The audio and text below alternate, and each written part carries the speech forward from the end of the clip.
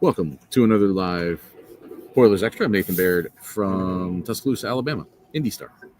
Sam King from the Journal and Courier in West Lafayette, Indiana. Pittsburgh. You're in Pittsburgh. It says it right there on your shirt. Clint Barmas. Oh, wow. Sycamore legend Clint Barmas. Wow. The second most important Indiana State alum to come out to be on this podcast tonight. Purdue wins 87-80 here at Alabama, completing a 3-season sweep. They did the neutral court. They won at Mackey, and then this year they come to Coleman Coliseum and win. And I guess this is jump right into it. You know, obviously the eagerly anticipated return of Trey Kaufman-Renn. He came out at the start of this game with a lot of physicality, a lot of energy, and a palpable impact to the rebounding. We had kind of theorized maybe some of what we were seeing, rebounding issues in those first two games, especially against Oakland, was just that lack of Trey Kaufman-Renn. I think that got answered tonight. 19 points, 15 rebounds, 5 assists. But from a rebounding standpoint, Purdue out-rebounds Alabama 52-28, and a ton of offensive rebounds. I mean, that was the ballgame. And he led that effort. Yeah, and it was obvious from the get-go, just the way he was attacking the glass, that there was something different about Purdue's rebounding ability this game. And you don't anticipate that you're going to, nearly double up anybody on the boards, especially a team as athletic as Alabama. But really kind of a three-headed monster with the post players, with Jacobson and Clough, what they were able to do as well. And then you add that to what Braden Smith gave you in the second half as a shot hunter, as an aggressive scorer. And, this kind of was the best version of Purdue, and probably the reason a lot of people thought this team could go to a Final Four this year. Yeah, that's kind of what I'm writing for IndyStar.com for tonight or the morning or whenever it gets up. Just that if this didn't look like a championship team last week, well, it wasn't. Now, I don't think that takes them off the hook from some of the things that happened against Oakland. Whoever's playing has to do better in some of those capacities, but you also saw what impact Trey Kaufman-Renn makes on the game. And it was a 19-7 edge on offensive rebounds. It was a 16-7 edge, I think, on second chance points. And there were some extended possessions in this game that were driving Nate Oates crazy. At least I believe that's what was driving him crazy. I was back there and he was over there, and he was getting pretty animated, but you could tell that he was like screaming, like, just get a rebound. And Purdue didn't actually convert in long stretches, convert enough of those into points.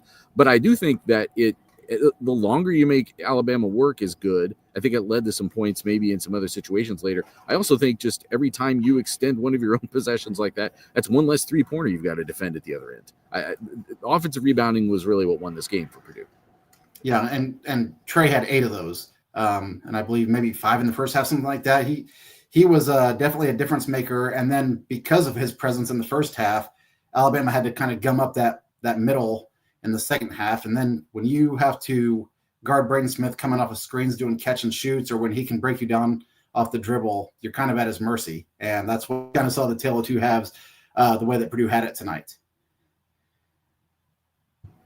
Kaufman-Renn, we talked to him after the game. He said that it wasn't the hip that was giving him problems there in the second half. For people who are watching on TV, probably surmised this anyway, but he had to come out of the game there at a pretty crucial moment of the second half, and it was cramping, and that was not a surprise. Like, I had questions coming in as we talked on Thursday's episode of Boilers Extra, like, what kind of stamina was he going to have? What kind of condition was he going to be in? It was only a week off, but it's you're out of full contact for several days.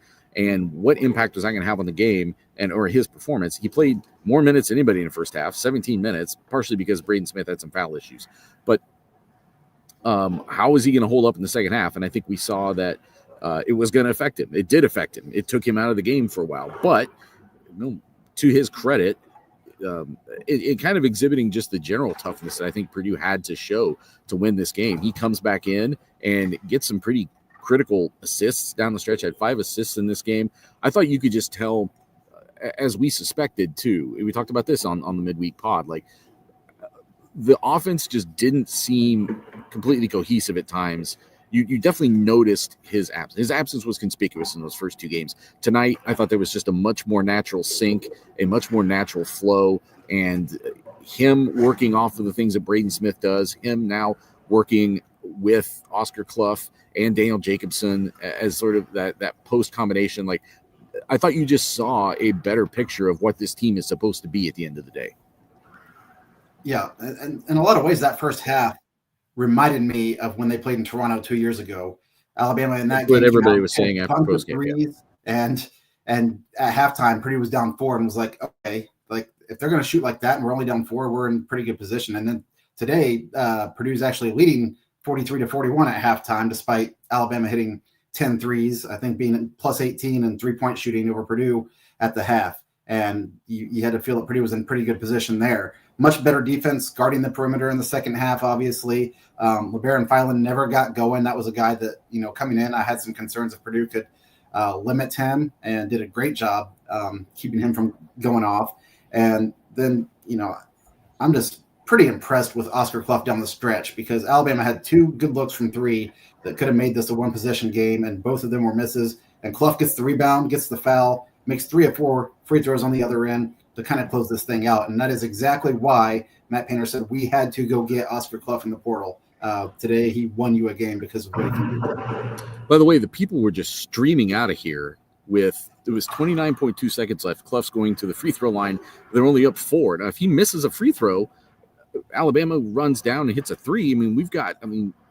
I did not understand why people were just running through the exits. Maybe they had done more scouting than me of Australian basketball and knew that Oscar Clough was money at the free throw line.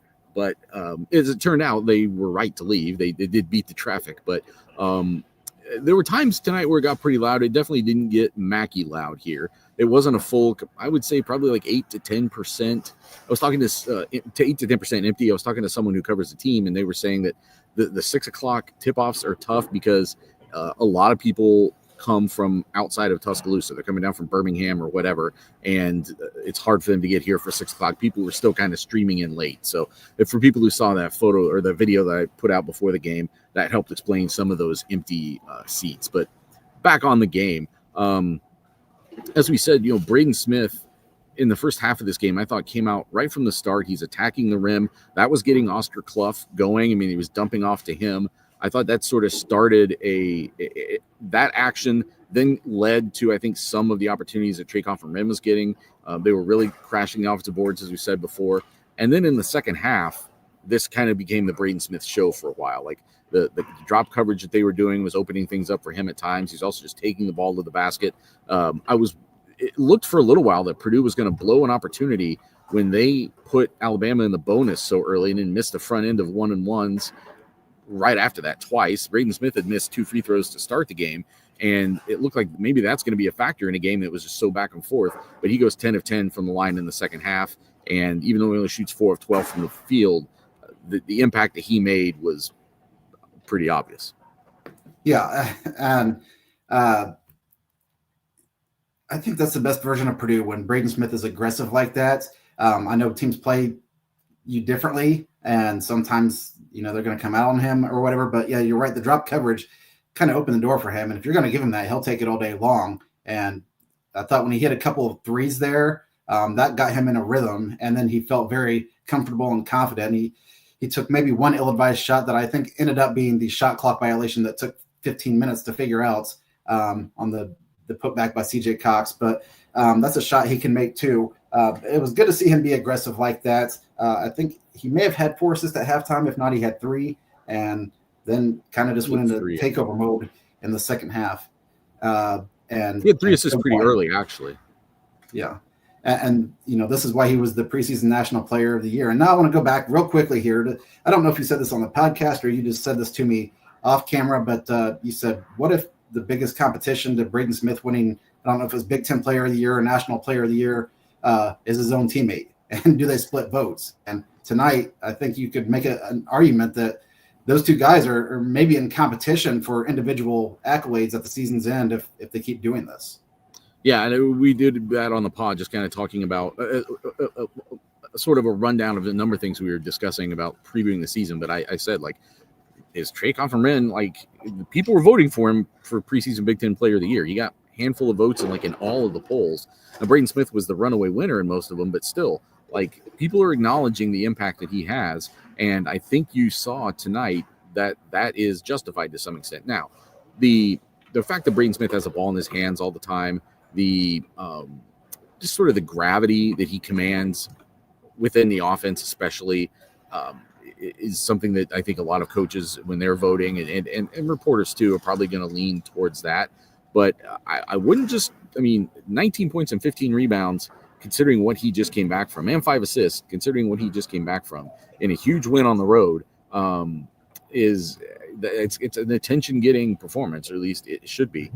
To kind of build off of what we were just talking about with Braden Smith, though, Omer Meyer in the first half had a really clutch few minutes of play. He had to go extended. Braden Smith set out 6 minutes of the first half. He usually doesn't do that unless it's some kind of a blowout game. But again, he picks up that second foul. Matt Painter decided that discretion, the better part of valor there. And Omer Meyer came in and just did Braden Smith things, came in and hit mid-range jumpers against that drop coverage, and was really crucial at a point where Alabama really maybe could have pulled ahead and done something. He was arguably the reason why they were able to go in up 43-41 at halftime with sort of his play in those closing minutes.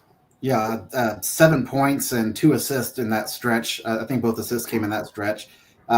Hit a 3. He did have 1 turnover, but when you have the ball in your hands that much and you're running the show, turnovers happen. And that was very valuable. And I think I tweeted in that moment, it's like, Omer Meyer is going to be a really good player for Purdue. This year, he won't get the minutes to kind of show you all of what he can do, but that was a mini spurt of when Braden Smith's gone, and with Luke Earl coming in, and now you have a sophomore presumably coming back, and Omer Meyer next year. It's just going to carry on. But we're on this season right now, and I thought this was a massive statement for Purdue, given how many people were quick to kind of think Purdue was overrated or overhyped based on its 2 performances against Evansville and Oakland. And, if you want to make a statement, go in a hostile environment on the road against a top 10 team and walk off the floor victorious. Alabama made 10 of 21 in the first half. It was 10 of their first 20 from 3 in the first half, just bombs away. Again, not a surprise. That's what they did 2 years ago in Toronto. It's what they did to some extent last year at Mackey. It's what they just did last week to beat St. John's. They chuck it, right? And they were doing it at a really impressive clip early on. I think the fact that Purdue has a lot of guys on this team who experienced that 2 years ago and even last year when they came out and shot that way, and that it doesn't mean Purdue can look up at the scoreboard and say, yeah, they just shot that crazy percentage. But here we are. They were only down a couple, as you said, at Toronto. They were leading at halftime tonight. And then Alabama goes 6 of 23 in the second half. Matt Painter a couple times brought up the performance on Latrell Wrightsell, holding him to 6 points, 1 of 6 from 3. It was a little bit reminiscent of, last year they needed a better second half defensive performance and got it. Matt Painter was talking earlier this week about how important that was and how it kind of stood out among their defensive performances for the season, really. And that was the day where they had Matt Urena at their back. They didn't have that tonight. And, I think they could have defended better in some cases in that first half. You could tell that there was definitely a few moments of frustration from Painter on the sideline. But, the second half, sort of just keeping with it, making sure you're dominating the boards when they don't make one. That's how you win. That's how you beat a team with this playing style. And it's not something you're going to see a lot, but you might see it again in March. You may very well see this exact team in March. Yeah. And, this game was what we probably thought. It was back and forth. I don't know the number of lead changes, but it was a lot. But it seemed like every time somebody took the lead, somebody else answered. And then Purdue kind of had that last counterpunch, even though I think they went 3 or 4 minutes there at the end without making a field goal. Purdue was getting to the line. Part of that was because Clough's rebounding on one end and Alabama needing to get the ball back. But Purdue was clutch from the free throw line when it had to be. Wasn't very good up until that point, but made the free throws when it had to. And then going back to kind of how the key players on this team opened things up, we had seen that little wrinkle in Purdue's offense in the summer, and then in some preseason stuff where Trey Kaufman-Renn is so deadly with that little shot push shot that teams collapse on him, and then the time he just lobbed it up for Jacobson for a dunk, that's a new element that you get when those two guys are on the floor together, and you can do that with Oscar Clough as well. There were reasons to have doubts about Purdue using two bigs like this that play in the paint, but Purdue showed tonight it can work. And then Trey Kaufman-Renn playing out on the perimeter a little bit. I think he surprised some people with that three. He's capable of making that shot. Clearly was confident when he caught it. He let loose right away. If he can do that, man, this is going to be a really, really dangerous team. And, obviously Alabama's a dangerous team too. So this is a game that will probably benefit both of these programs, later in the season. I mean, that has to be part of his game this year. And it would end up being one of his first baskets of the year is a 3-pointer from the wing. I mean, he couldn't have drawn it up much better than that. Just to answer your question, 21 lead changes in this game and 14 times that it was tied. However, the time leading in this game was 7 minutes, 11 seconds for Alabama, 23 minutes, 42 seconds for Purdue. Now, some of that was there in those last few minutes, but I think it also showed that, like, throughout this game, even though it was very back and forth, I never really got the vibe that it was getting away from Purdue. I mean, they came in, hostile environment with a guy, not knowing if one of their best players was still compromised. As it turns out, he was slightly in the second half, and picked up a win that is going to probably loom as one of the better ones in the country. Like, how many times, depending on what Alabama does from here on in, but if they stay in kind of a top 10 capacity throughout the season, how many teams are going to have top 10 road wins when it gets to the end of the season? And if Purdue, takes care of business in a lot of other ways, that's the kind of thing that when someone sets out not just a number one NCAA tournament resume, but an overall number one NCAA tournament resume, not to get ahead of ourselves, but theoretically at the end of the season, that's something that can really jump off the page at people, at the committee. Yeah. The win is not surprising. It is kind of surprising the way Purdue rebounded just by adding one player to the mix. And you're right. This is, when you get to the end of the year and you say that team, if Alabama's in contention for a 1 or 2 seed and Purdue went there and beat Alabama, that bodes well for Purdue's seed line.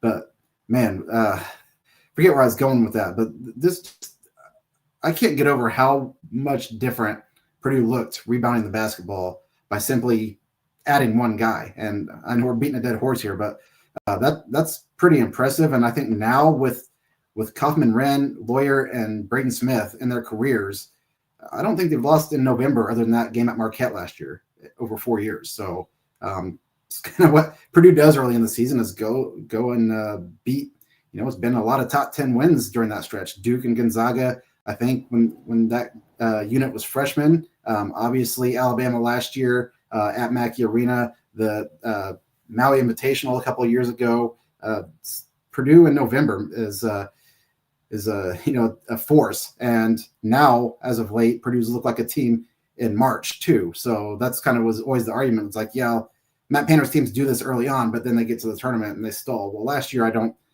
fault Purdue for that, but I think this is a thing that can be a momentum thing that can kind of carry you all the way through the non-conference, and then you go into winter break and then jump back into Big Ten play because there is, Big Ten games now in December. But it's a big one for sure.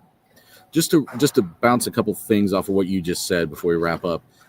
Yes, having Trey Kaufman-Renn on the court, physically getting rebounds was a part of why they out-rebound. But also, I just wouldn't discount what his presence is. He's such a physical player. He's such an emotional player for being such a quiet guy most of the time. There was a play very early on, I don't know if the TV picked it up, but where he grabbed a rebound and threw it off of an Alabama player to bounce it out of bounds, and he gave this big fist pump.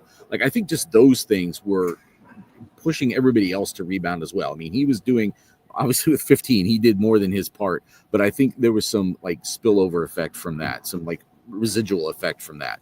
And then also, 2 years ago in Toronto, Purdue had a force of nature, right? They had a player that just changes the game in a lot of ways. No matter what another team does, the Zach Edey baseline was going to give Purdue a chance to win every night.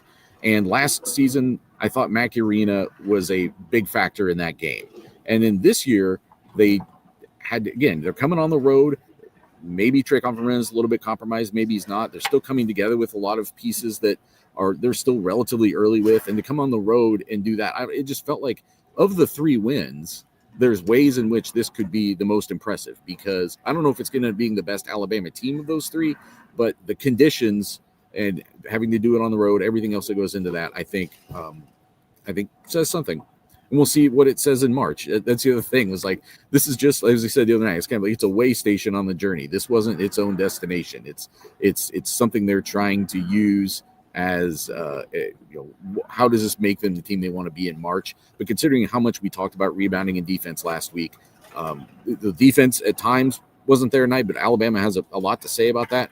But what can you say about the rebounding? It was just a dominant performance from a team that I think needed one, just maybe from a confidence perspective.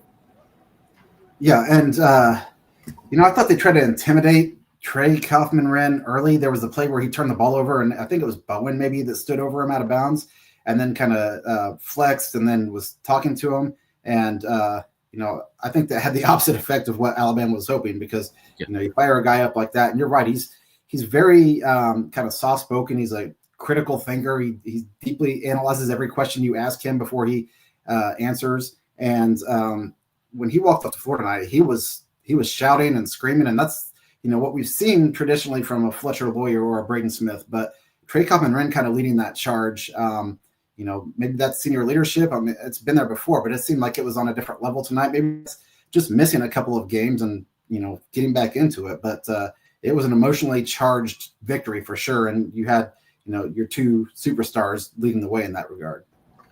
He was asked tonight, you always play hard, but did you play especially hard tonight? And he paused and was kind of, yeah, I'll say yes to that. Like that he'd been waiting extra long to get on the court finally. It comes in an environment like this with stakes like this, a chance to win a game this important, and impressive performance. We'll be back at Mackey Arena Sunday night, Purdue against Akron, another team that, other than their team starting with the letter A, doesn't have a lot in common with the opponent Purdue played tonight.